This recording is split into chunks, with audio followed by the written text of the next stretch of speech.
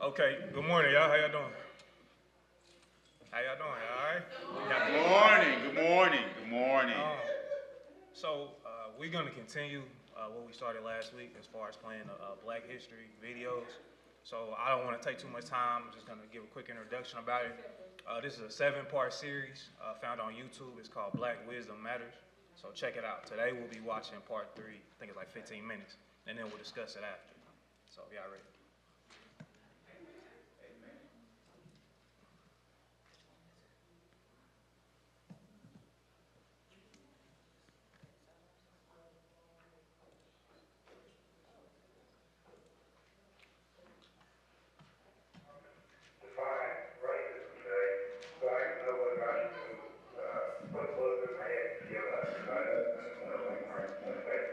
Thank you for your comment, President. I believe anybody can be a racist. I mean, if you're for budget cuts, you can be a racist. If you're for a constitutional amendment to balance the budget, you can be a racist. If you're for accountability, if you're for, a lot of organizations, civil rights organizations, make you a racist if you're for Proposition 13 in California. This is called the Racist Act.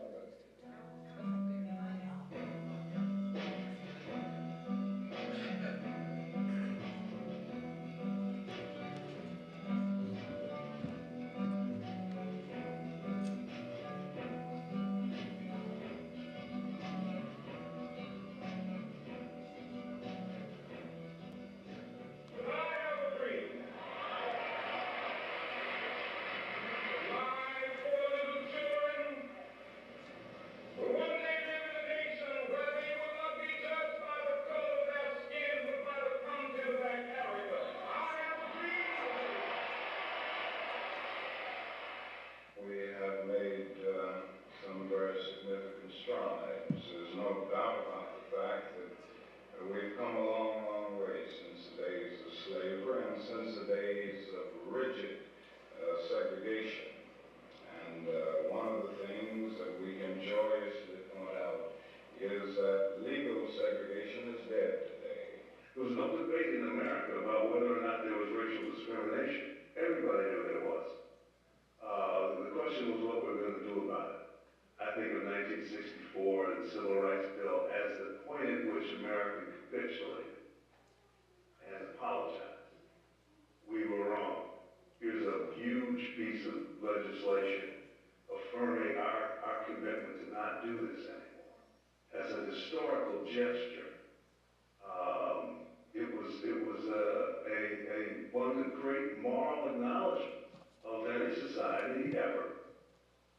It was a really remarkable event. The civil rights struggle is over and won in the United States, which doesn't mean that that all problems have come to an end, but what it does mean is that they're not civil rights problems.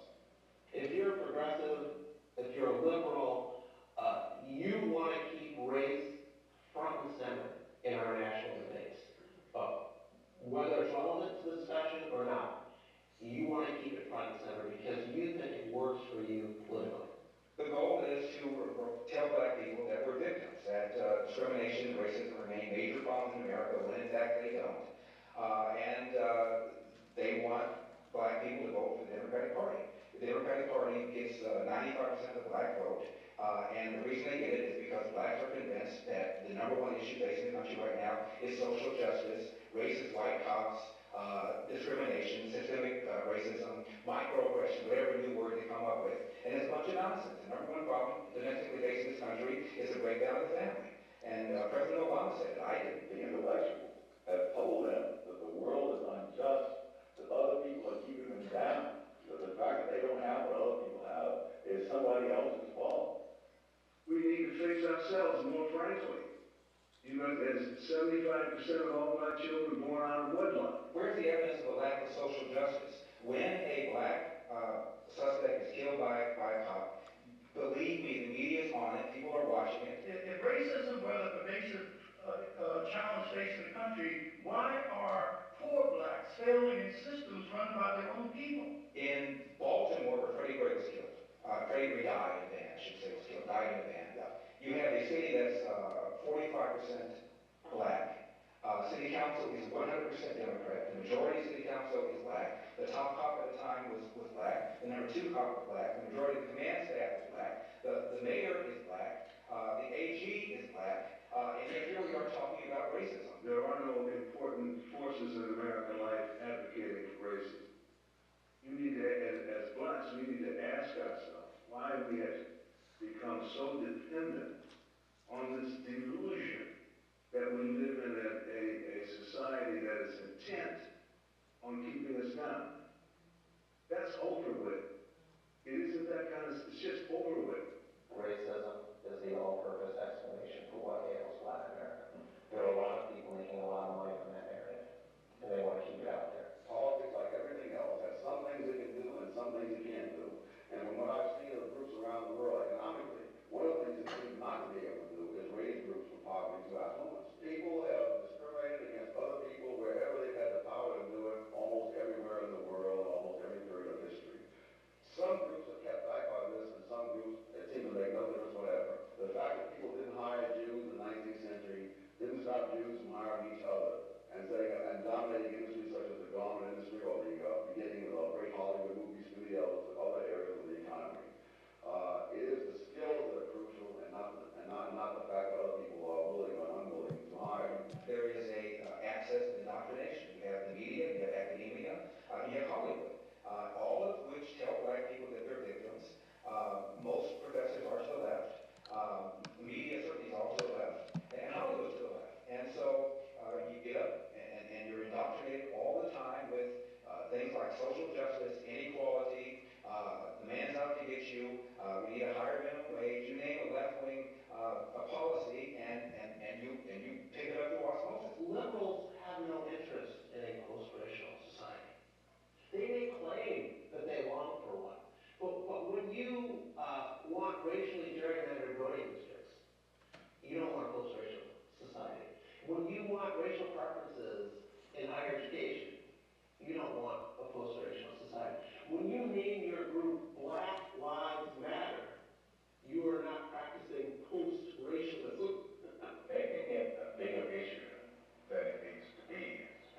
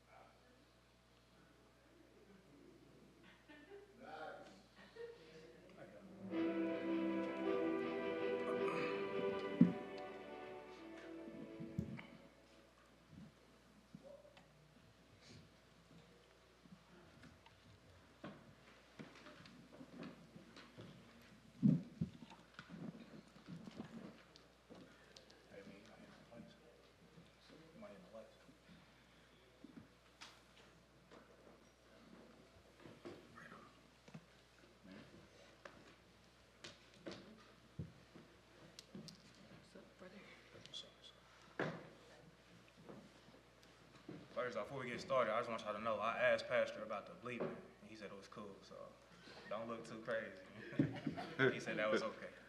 So, I know that video probably stirs up some reaction. I guess I'll start with my panel members. You guys have any views on it? Well, I'm gonna put it like this.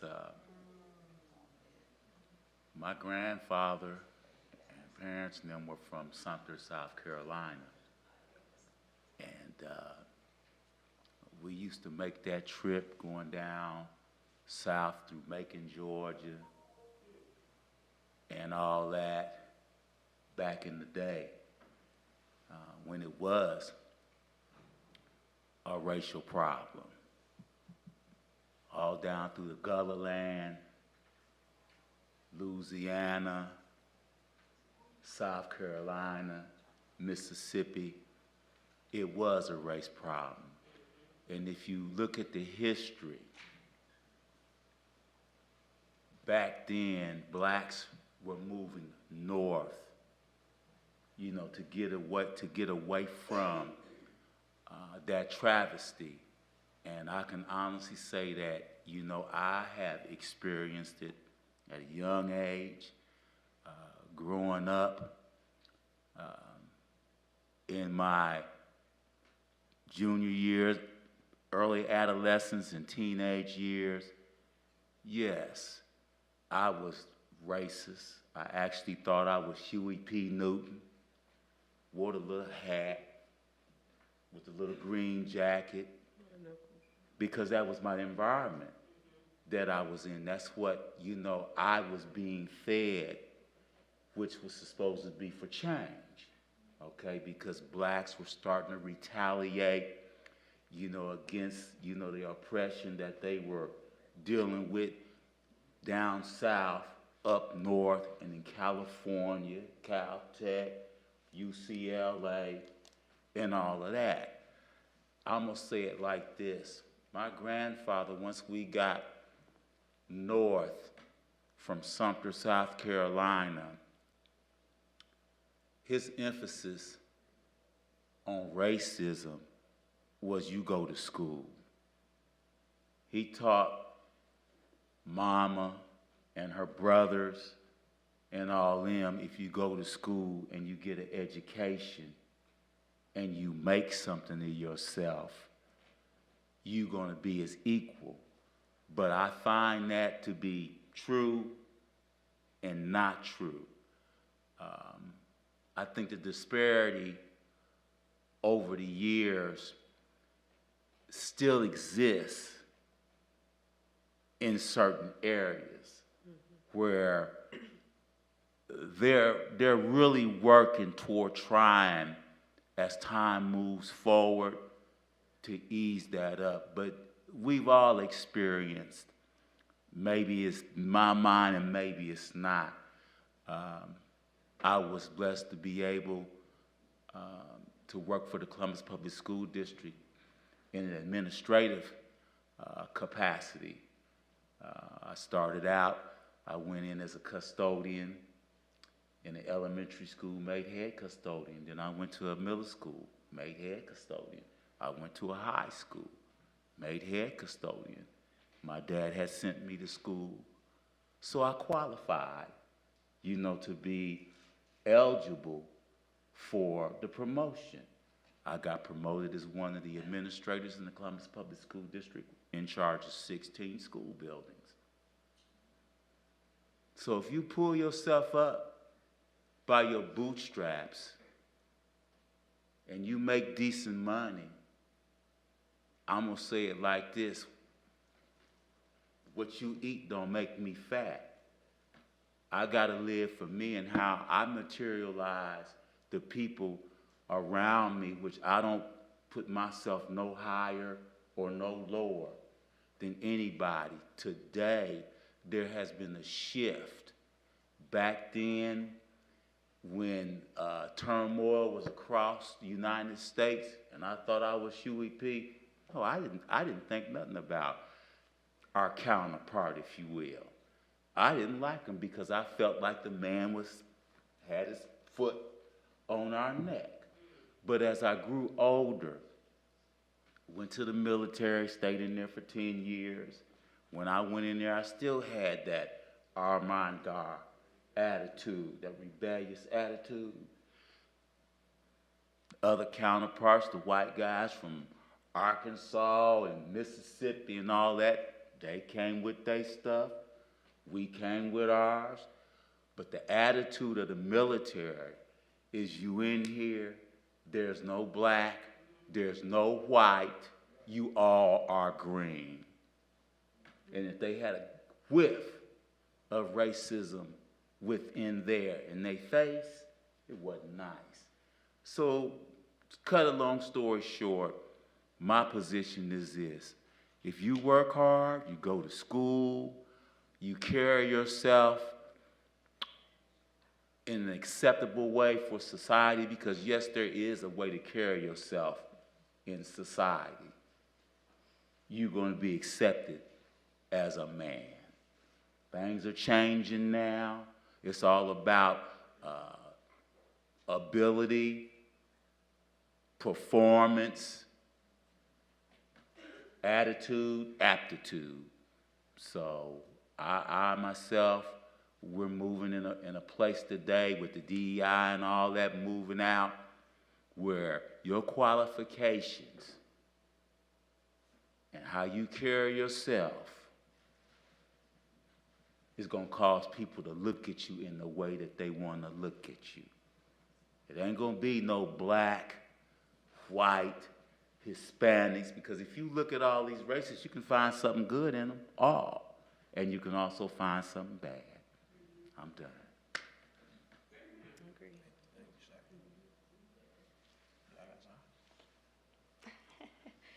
Well, I definitely agree with you that a lot of things you said, actually. Now, obviously, we are two different generations and whatnot. Yes. So, first off, I don't want to undermine what the generations before me have went through.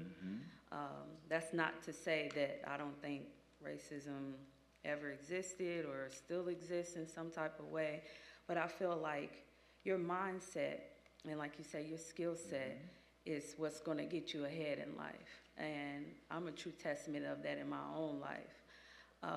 We don't want to keep harboring on the past. Yes, we want to learn about our history, but I truly believe that we need to move forward, like I said, with a different mindset and acceptance, because truth be told, like you said, with every race, color, there is racism in every race, and I've experienced it from our own people. So let's just be real.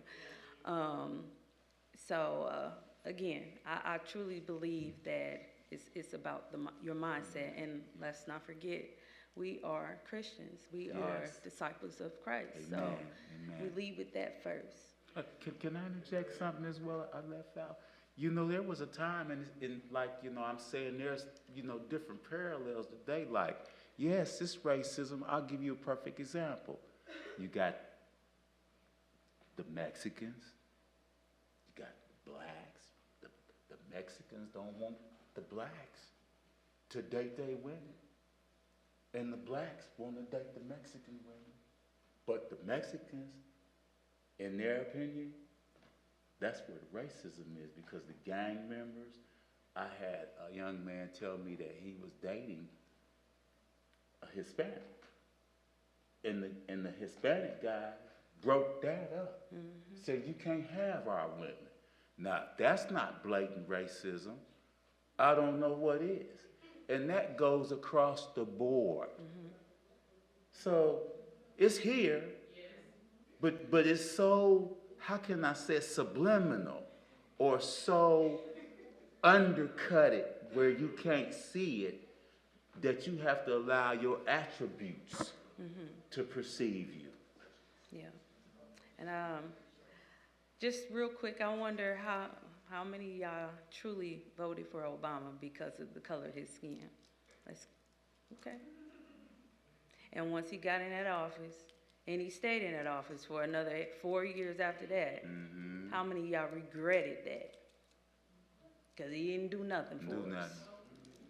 No. No. The DEI, Mm-hmm. that ain't doing nothing for us either. Don't let nobody lie to y'all, that ain't doing nothing for us. Just like Martin Luther King said, we want to be judged based off our character, our skill set, not by the color of our skin. That's That's it. what the DEI is. That's what Ain't this got nothing thing to do with us. is. How y'all doing? All right. So I got something to say about what you said. You know, you said the Mexicans don't want their women Yeah. dating blacks. Well, it's not just them, right? Right. Because us as That's blacks, what that's I'm what saying, I'm us saying. as blacks, I hear, Don't well, want. you don't want this black man with this white woman, or you don't want this black woman with this white man. So I feel like that is if we go talk about racism from that standpoint, and we say that the Mexicans are this way, then we also have to take a look at Blacks are this way. It's like, are we racist? Like, you know, I've heard a lot of times black people say, well, black people can't be racist. And it's like, well, technically we can. Yeah. But it's just one of those that I feel like we have to, like, take accountability for ourselves as well. Absolutely. You know, like you say, you pulled yourself up by the bootstraps. I understand that used to be a derogatory term. Yeah. However, I look at that term now and it's like, all right, well, pull yourself up by your bootstraps. Like, Tighten what up. work are Yeah, you putting yeah. in to get to where you want to be? Where there be some roadblocks in between there? Absolutely. Yes. Success doesn't come without a struggle. But at the end of the day, I feel like you said, it's the mindset. Is what you believe, what you believe you can achieve is the mindset. So we have to change the mindset. The Bible talks about the renewing of the mind. Yes. Like, and there's even racism in Christianity. Like, let's not even look at it just from a skin tone standpoint. Let's be honest Like, about you see it. what I'm saying? So- Ecumenically, if you want to talk about racism, that's why ecumenically we cannot get along. The Pentecostals don't like the Baptists. Let's That's be where I was honest going with about it. The Methodists don't like the Apostolic. It's a mess. Yes, sir. So that's why I say that It when we is. call ourselves Christians and we say we're not this, we have to ask ourselves, what does that really mean? So you were going where I was going with that. Thank you. Absolutely. Amen. Well, all she got to do is come up.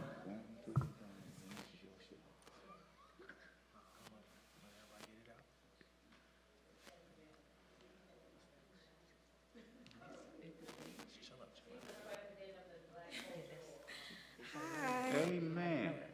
I just had a few questions, but one of them is a comment. So it's about Obama, and I think a lot of people like to argue that he hasn't done much for the African American community, but I would have to disagree because a lot of the tax cuts that he did for middle class African American citizens also increased education for African Americans and improved them like heavily. And then in terms of providing African Americans with jobs, cut the unemployment rate, he did a lot of great things compared to other presidents, as we've seen through like history. So that's just my comment there. But I do have a question about DEI and what you guys feel about that and how that's going to impact students and people of color in the future. No comment. No political view. No comment. Y'all can speak. Go ahead, Rob. I would say DEI is not beneficial to minorities the way it's been painted in the media. Here's why I say this. Okay. Let's say you're up for a job, right? As a black person. And you're the most qualified by far, right? At the company you're at, there's a few black people at the company, but there's no Latino transgenders at the company, right? So this person that applies that's a Latino transgender, they'll get the job over you because there's a lack of diversity at that corporation. See what I'm saying? So now, a lot of times we as a minority will take that role as the transgender. Like, well, we're the minority, we should be the people. But a lot of times we're not the people that's getting the benefits. It's the minorities. I don't know, or it's the transgenders. I don't know if you're aware of this, but a white woman qualifies as a minority. So a lot of times they get those opportunities over everyone else. That's So right. it's really coded racism in that in the first place. So it's one of those catch-22s. You think it's helping you, but it's really It's not. So that's how I would answer that. Okay, Good. and how do you think that will affect, like, people of color, like, or like, because I know there's like a lot of like uproar about it because of like the products that are being sold in like stores for people of color and how those are being removed because DEI is being removed. Like, how do you think that will affect, I guess not the stores, but like just people of color in general? Do you think it will increase their, like equity-wise, do you think it will increase or do you think it will decrease because we're removing DEI? Go ahead. I was actually gonna say, that's a question I've had too. I've had conversations with that part of DEI. I can't quite answer. I don't know if you have an answer or whatnot, but, I would like to know too, in that particular area as far as That's good. black business. Yeah. I will say this, my personal comment about black businesses is that we still need to continue to build ourselves up and not look for a handout. So I will add that on top of it, but I still would like to know part 2 of her question. I was, bro, do you know the name of the lady? She had the natural products in Target. You know her name? Yes, Tabitha Brown. uh-huh. Okay, Tabitha Brown, her following is so major that even if they take away the stuff from Target, if anything, I think it's gonna speed up her popularity. So I feel like you can't stop a moving train once it's going. So part of that I can't answer because it would be predicting the future. But I would say if somebody has the momentum already and then they're shut down, it's only gonna boost it by their customer base. So I don't think, you know. And that would be the goal. That's what I was saying too, to keep building. Keep building. Thank you, guys. You wanna get us back on top? Oh, yeah. So, go ahead, Mitch, go ahead. And then I'm I got a comment. Okay, good morning. Good morning. I hear what you're saying, and I agree with some of it, but on the terms, if I'm understanding you correctly, are you guys saying that you disagree with DEI? Or, because, I mean, I support it, because as a classroom teacher, we need equity and we need inclusion, and if DEI is taken away, those babies that aren't quite on the level as everybody else, they're gonna get left behind. Also, in terms of qualifications, as a woman, you can be just as qualified as that man. But if we get rid of DEI, there's some opportunities that are gonna be taken away from the small person. So I feel like we still need DEI, personally. Okay. I had said no comment because I had to look at what my job said we were allowed to say on this matter. But I do stand behind the diversity factor because I do believe in that and I do believe in inclusion. Yeah. But I do think, back to the video, I grew up in the generation kind of like Lil Wayne. That was the man that had the dreads in the video, if y'all didn't know. But I never really had to experience racism. And it wasn't like something that was right at like, you know, my doorstep. I went to a white school. I work in white America. That's why I had to, again, look at, you know, what our statement said on that issue in particular. But I won't say that the world is adjusting to our... It's changing. Yeah, it's changing. There are a lot of things that we have overcome, but there are still, you know, lynchings in the South and things like that. So to say that there's, you know, a baseline for racism or who can be racist and who can't, because like Tim said, some people say that black people can't be racist. I've seen black people be racist. I've had black people say that I speak like a white person. So there's no bounds to racism, and I think that was the point that I was trying to make. Yeah. Ms. Brenda, you want to say something? So I can leave it in whatever you all want. You sure? Okay. The last thing I'm gonna say about DEI, I was just telling everybody, just do your research, look it up, and study. Because of course, inclusion sounds good. Equality, those words sound good. That's why they gave them to you like that. All you gotta look look at the fine print. That's all I'm gonna say on that. To get back to what we were saying, the point of the video is not that there's no racism. I think they said a few times there is definitely racism. Definitely. The point of the video is to say it's not stopping you from doing anything That's you want right. to do in your That's life. what I was And presenting. that's the issue that we as black people, we have to acknowledge. Not that there's no racism in the past, present, and in the future. Yeah. From both sides, us, them, everybody's racist in a sense. In a sense that everybody's racist. But, and I won't say racist, discriminate, stereotype, whatever words you want to use. The thing is, we cannot allow it to stop us as far as opportunities. We can't look back at our life and say, man, I couldn't accomplish this or that because all of the racists holding me down. Yes. We cannot do that. I think Tim was saying that about, you guys were saying that about picking yourselves up from the bootstraps. That's just what that means. The determination. It's gonna be, right? It's gonna be all kind of stuff. Because you're a woman, people are gonna discriminate. Man, whatever it is, young, old, whatever you are, somebody's gonna discriminate against you. We cannot allow it to stop us.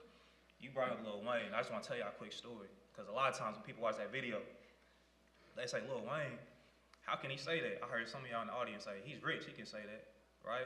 But I don't know if y'all knew this. When Lil Wayne was 12 years old, he accidentally shot himself, right? Now when he shot himself, he's out bleeding, he's about to die. Now, if somebody heard the shot, they called the police. So the police came, EMT came, right? Or EMT. EMT, yes, I said EMT. EMT came, and they walked over Wayne because they thought he was dead. They figured, they checked his vitals, they didn't get anything, they walked over him, right? They figured he was dead. Wayne said he saw black police officers walk over him to go find guns and drugs or whatever else they had in the house, right? So, an off-duty white officer, right? Off duty. He wasn't even on duty. He heard the call. He came through. He said, he come in, he's close, he's in the area, he comes to the house. He sees everybody walking over. Wayne, who shot, he said, why is nobody doing nothing right here? What are we doing? They said, don't worry about him, he's gone. They said, nah, I'm not accepting that. He picked Wayne up himself. He said, somebody drive, we take him to the hospital. He didn't wait on an ambulance, none of that. His personal vehicle, he got Wayne loaded up, somebody drove him to the hospital. He told the doctors, I'm not leaving until y'all save this little boy. So Wayne said he'll never forget that, and there's no way he'll acknowledge racism because the person that did the biggest thing for him in his life was a white man. And if we all think about it, somebody in our life did something for us that was not our same skin color. So that's why, because a lot of people, there's racism, but are we gonna make that the key topic and how we discuss things as black people? Are we gonna reach above it? Because if we're honest, other races have looked out for us. So that's Percentages of racism are always going to be here. Always. Okay. So I was just gonna say, so working at the university, and I do have to be careful. I literally just said this in a meeting, like be careful what you post and repost and things like that. So when it comes to diversity, equity, and inclusion, or diversity, equity, and belonging, I think there's sometimes a misunderstanding about what that is, and like affirmative action practices, like giving preferential treatment because of that thing that makes you different. So that's where we want to make sure that we understand. So the principles of being inclusive, there are people who feel marginalized, and they come to a place where they can feel comfort. That's just like the church. Like we all have something that we need, and we're coming here. So the principle of being inclusive, the principle of being diverse should always be there. And you don't need a title or some legislation or a movement that actually is there to I talk about having masks. So somebody puts a mask over, they make it look good, but then they're really doing something else behind the scenes.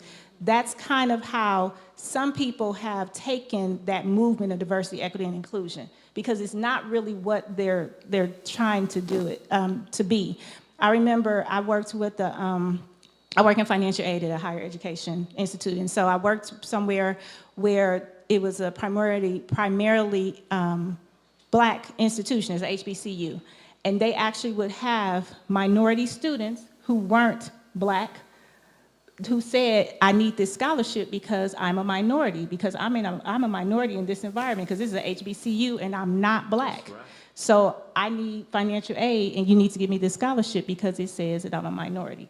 So that really wasn't the design of the donor, but because we put that label on it, we actually had to honor that for, you know, that particular person. Now, did it help somebody go to school? Yes, absolutely. But was it a twist on what the main objective was? It was. And so we have to be careful of those type of things too. So again, diversity, equity, and excuse me, excuse me, diversity, equity, and inclusion in its, that's our practice, because we know that all people, my mother used to tell me, and I don't know how, let me see how I can make it, my granny actually told me, we all have, you know, two pans we put up, you know, whatever. When you open us up, our blood is going to be the same color, right? So we shouldn't look at anyone any differently, although we know that we have biases, and they're kind of ingrained in us, and we just want to make sure that we don't allow those biases to separate us more, and we recognize them and that we own up to them. So that's kind of all I want to say. Yeah. Amen. That's good. Thank you, Sister Gray. Hello, everyone. Just listening to this and seeing where I came from the projects, 25th Street, East Side, in activities, growing up, things in places that I shouldn't have done, but I was fortunate enough to get relocated and moved with my family as my father and mother kept us together. And due to the activities that we were doing to ourselves, but the racism was still always there. But he taught us to take the racism and embrace it to the best way of our ability, where it doesn't make us feel less than someone else of a different color.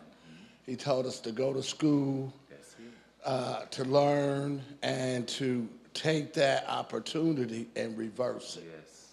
Okay, so sometimes we use that as a hindrance, as if we can't do something, or I can't achieve this just because I didn't get this opportunity this time. But you have to continue to fight for what you feel that's right. And you take that opportunity and you learn from it, okay? So as I worked through the workforce, I didn't always want to work in a restaurant. I decided I wanted to do something different, you know. I took crime, as people would break into houses and everything.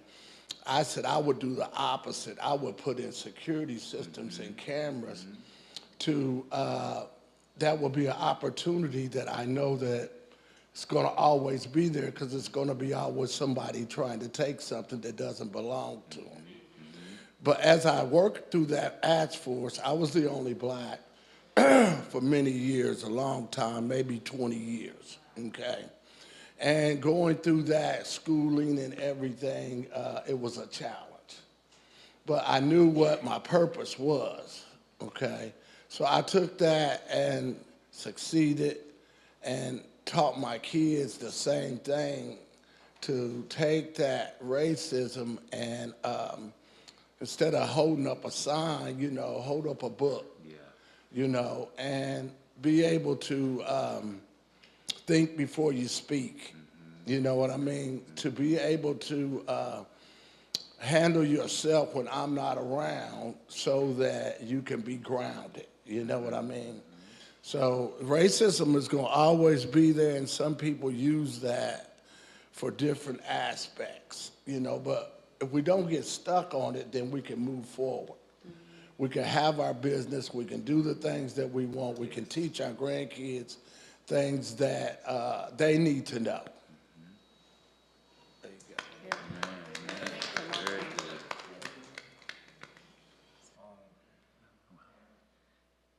Well, guys, it's less than a minute left. So this is a 7-part series. I think I said that earlier. Just want to let y'all know.